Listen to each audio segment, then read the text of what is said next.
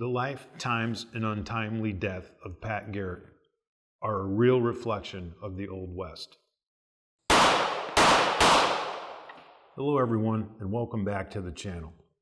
Today's video, we're going to cover the life, times, and mysterious death of one of the most iconic figures in the American West, Pat Floyd Jarvis Garrett.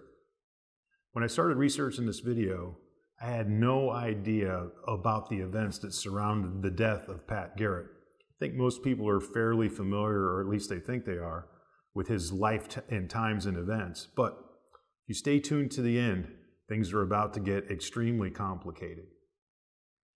Pat was born in Alabama in 1850. Like most people we've covered on this channel from a historical point of view, the family had a little bit of a migration habit to them, and they found themselves owning a rather large plantation in Louisiana when Pat was about 4. Pat's life on the Louisiana plantation, at least early on, ran lockstep with antebellum America at the time. He had many siblings. The family at one time owned up to 36 slaves, and their fortunes were pretty good. The problem was the Civil War. The Civil War destroyed the Garrett family finances, and after Pat's father passed away, his mother died first, and they all died within a year of one another. Pat found himself and his siblings owing $30-some thousand on the family farm.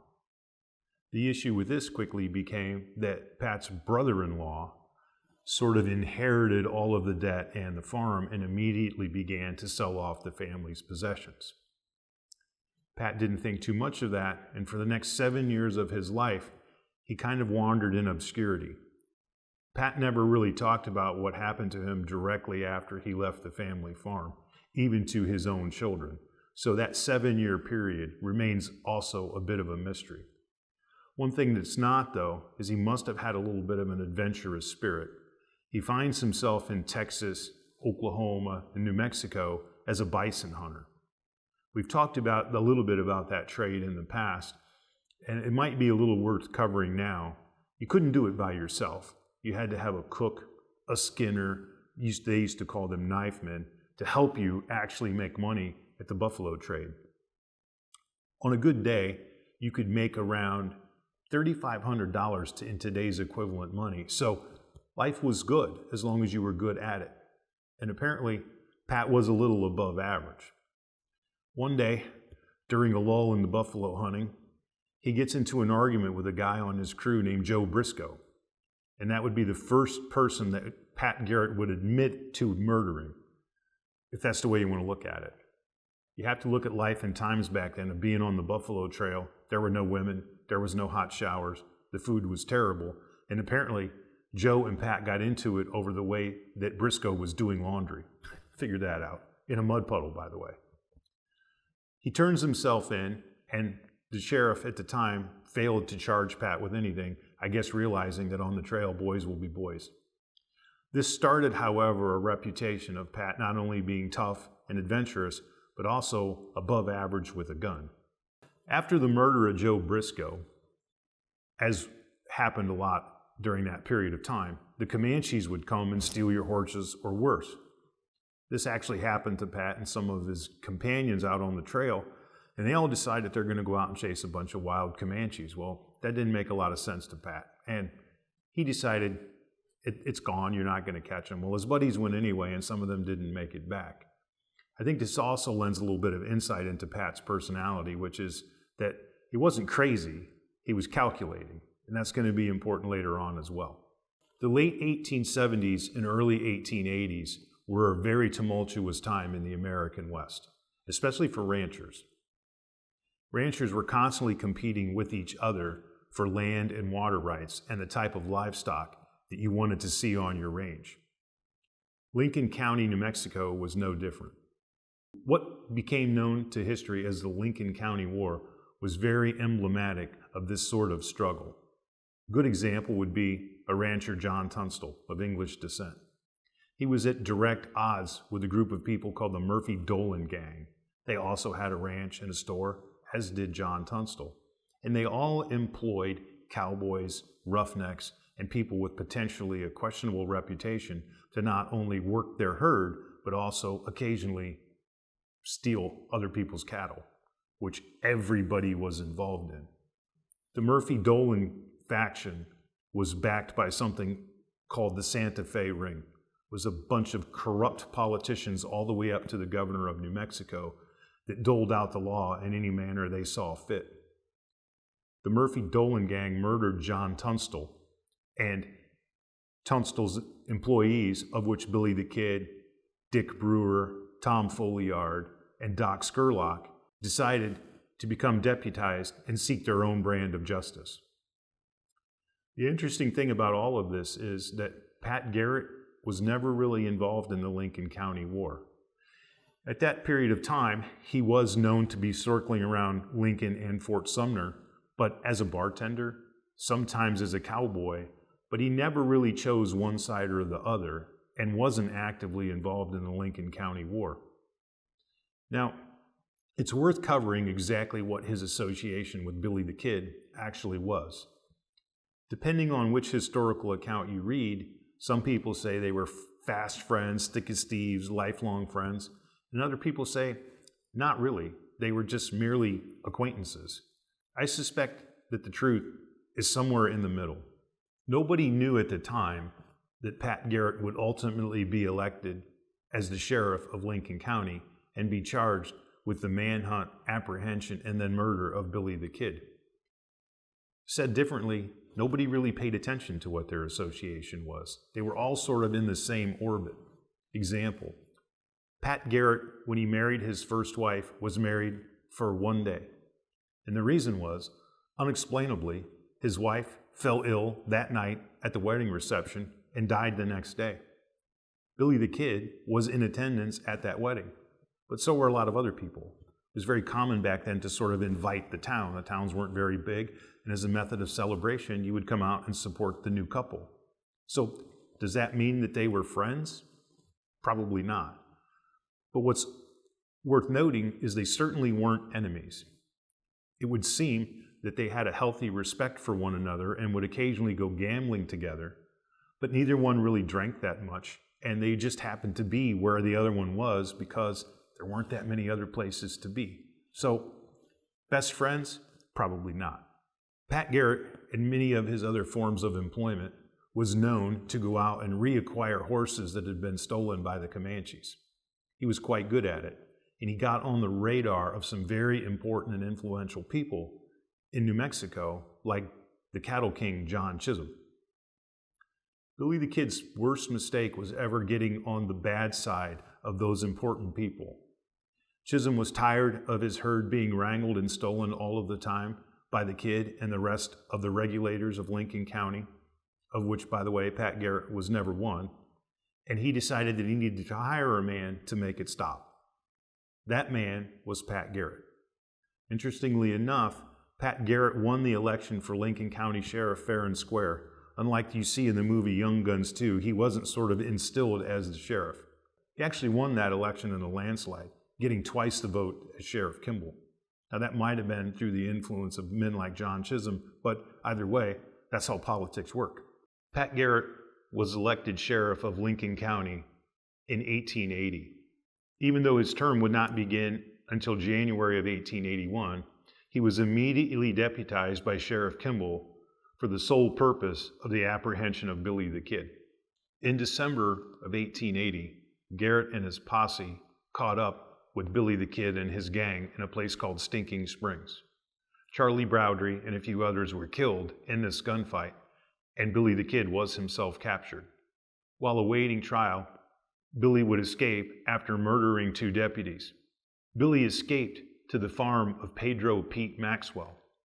Maxwell is going to be a central figure in this story because all of the characters involved, Billy, Pat, they all used to work at one time for Pete Maxwell. And some of the things that we know authentically about the life of Billy as well as Pat come from Paulita Maxwell, somebody that was direct view of all of these events. People are not sure about how historically accurate some of the statements that she made actually were, but I think they probably are pretty close as you can get. What's important about the Maxwell farm is this is where Billy was ultimately going to be murdered by Pat Garrett.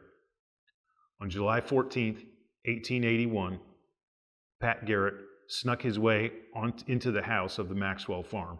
He hid himself in a bedroom, and when Billy walked into the bedroom, it was completely dark.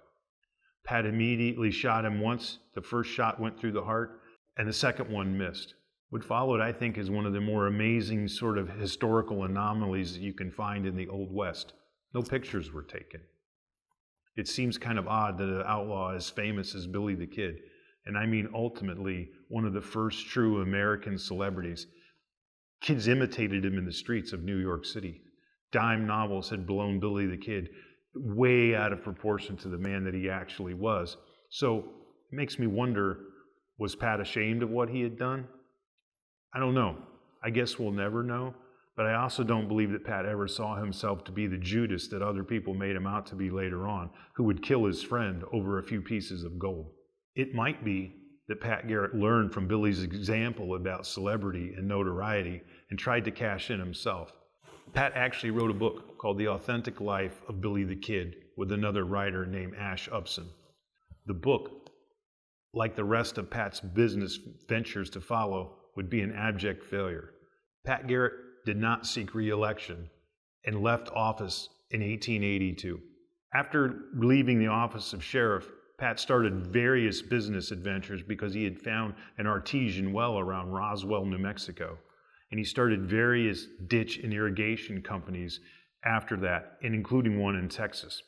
Problem being, they never made any money, and Pat got a reputation as a little bit of a cheat or a swindler. Pat moved his rather large family to Uvalde, Texas, and once again became one-third owner in an irrigation and ditch company. Not too long after getting there, however, the partners of the company got rid of him. He seemed to be rather difficult figure to get along with and wasn't very good at managing his business. Like a lot of lawmen in the Old West, Pat was an on-again, off-again sort of deputy, and he would become deputized as current events would require. Local law enforcement knew that he was a good guy to have on your side when you needed to apprehend a bad guy, so this pattern of being deputized and not would continue for several more years. A strange thing happened in White Sands, New Mexico, that being the disappearance of William Jennings Fountain and his son.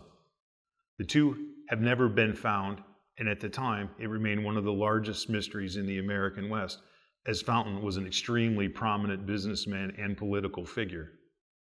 Pat's on-again and off-again association with law enforcement saw him to actually become the sheriff of Donna Ana County, New Mexico. Pat was hired to find the suspects and bring them to justice, which he did after a few months of being on the job. The shotgun that you see in front of you actually used to belong to Pat Garrett. And before the video's over, we'll show that this was actually a gift from the citizens of Donna Ana County. This is a letter that accompanies the shotgun. This was written in June of 1980 by Jarvis Garrett, Pat Garrett's youngest son. For who this might be of interest, on this day, June 4th, 1980, I have sold for money received a 12-gauge double-barrel shotgun marked New Ithaca Gun, serial 24255, with silver plate on the stock, engraved Pat F. Garrett from the citizens of Donna Ana County, New Mexico. This shotgun was given to my father, Pat Garrett, when he was made sheriff of Donna Ana County in the 1890s. This shotgun is the one that was with him when he was murdered in 1908. It has been in possession of our family ever since. My brother Oscar and I used it for many years. When my brother Oscar passed away in 1951, it then came to me, as I am the youngest and only living son of Pat Garrett. I hope that it will be preserved as a piece of history of my father and the West, as the other guns and items have been. Signed, Jarvis Garrett, son of Pat Garrett. As far as anyone knows, Pat killed his last bad guy in 1899, a man named Norman Newman, who was wanted for murder out of Oklahoma. Pat killed Mr. Newman in the course of his apprehension. While being an on-again, off-again lawman in Texas, he struck up a relationship and became a close friend of John Nance Garner, who would eventually become Vice President of the United States. This put him in the orbit of President Teddy Roosevelt right around 1901. Pat continued his friendship with John Nance Garner, which is how he actually met President Teddy Roosevelt. Roosevelt was so taken with Pat Garrett that he actually made him one of his 3 Old West gunfighters in the White House. Ben Daniels and Bat Masterson were the other 2. In 1901, Teddy Roosevelt appointed Pat Garrett as head of U.S. Customs in Texas. Despite the public outcry over his appointment, he was confirmed in 1902. However, Pat, like he did a lot of people in his life, would ultimately do the president dirty. He was invited in 1905 to a Rough Rider reunion, which a lot of people didn't think too much of because Pat actually wasn't a Rough Rider. But Teddy stuck by his man and invited him anyway. Pat Garrett brought a fellow named Tom Powers to this reunion and introduced Powers to the president as a prominent cattleman. The problem was Powers was a prominent brothel owner, and he owned one of the worst institutions in the state of Texas. A lot of the president's foes took pictures of the 2 at this reunion, and it caused Teddy a lot of public outcry. Teddy stuck by his man, and even though he had been wronged by Pat Garrett, left him in his position, which Pat ultimately would lose right away. He proved to be a completely inept customs agent, and after his first day on the job, got into a fistfight with an employee and was actually arrested. Pat was arrested along with the employee and had to pay a $5 fine for disturbing the peace. That was the last straw for Teddy, and Pat lost his job at U.S. Customs. After disgracing President Roosevelt, Pat was offered the job of head of corrections for the state of Texas. However, before he could start on the job, he was immediately fired because people found out that he had taken up with a prostitute named Mrs. Brown instead of going home to his family. This would pretty much end Pat's attempts at political life. Around 1907, Pat found himself a rancher in Donna Ana County, New Mexico, the county he had previously been sheriff of. However, as persisted throughout his life, Pat had serious money problems, and it was always one step ahead of the bank in trying to hold on to his possessions. Pat was no stranger to foreclosure. It had happened to him before, and all that was left of his previous ranch was $650 worth of personal possessions. This financial stress caused Pat and one of his sons, Dudley, to lease their ranch to a character named of Jesse Wayne Brazel. What Brazel failed to inform either Dudley or Pat of was that he was going to use the ranch to herd goats. This was an absolute no-no in the American West, as goats eat the grass down to the ground, basically destroying your entire acreage. Also, what Jesse Wayne Brazel failed to inform Pat or Dudley of, that the reason why he had all of this financial backing was Pat's neighbor, W.W. Cox. W.W. Cox was known as a man that would stop at nothing to get what he wanted, including murder. And this is about to become the case. Pat Garrett filed a legal action against Jesse Wayne Brazel. One of the other things that was unknown at the time was the entrance into this equation of a man named Adamson. Adamson kind of appeared out of nowhere and offered to buy Jesse Wayne Brazel's goats and to have the legal action stopped. Brazel claimed at the time that he had 1,200 goats, which Adamson paid him for, which already kind of made he and Pat Garrett partners. Except the problem was later on, Brazel claimed that he actually miscounted and he had 1,800 goats and somebody still owed him for 600 goats. Well, Adamson said he couldn't afford it and he wasn't going to pay. So the legal case continued. And on February 29th, 1909, Pat Garrett and Adamson rented a 2-person buggy and were on their way to Las Cruces for the court proceedings. What Brazel would say happened next remains a controversy to this day and is probably an outright fabrication. Brazel claimed that on the Mail Scott Road, the way from Donna Ana County to Las Cruces, he encountered Adamson and Pat Garrett. He claimed that Pat Garrett threatened him and went for his pistol, causing Brazel to pull out his gun and kill Pat Garrett. This is where things get a little strange, though. Adamson and Garrett are supposed to be business partners. What is known to be a fact is Adamson and Brazel left Pat Garrett alongside of the road like a dog and rode themselves into Las Cruces together. Brazel walked himself into the police station and announced, "I've shot Pat Garrett, please lock me up." Now, that sounds like a man that knows he's probably going to get away with murder if he actually did it. When word of the murder of Pat Garrett got to the governor of New Mexico, he assigned his own police officer to go investigate the case, sort of privately. The reason that this was done is everybody knew how corrupt law enforcement and politicians were in Donna Ana County at the time. In fact, they were so corrupt that the likes of Jim the Killer Miller, yes, you've heard of him before, is about to make an entrance into this drama. Adamson, believe it or not, is related to Jim the Killer Miller by marriage. That's going to become very important later on because one of Adamson's listed business partners for the lease of Pat Garrett's goats was, in fact, a person that he listed as Jim P. Miller. Jim the Killer Miller is Jim B. Miller. I find it odd that he only bothered to change one initial of Jim Miller's last name.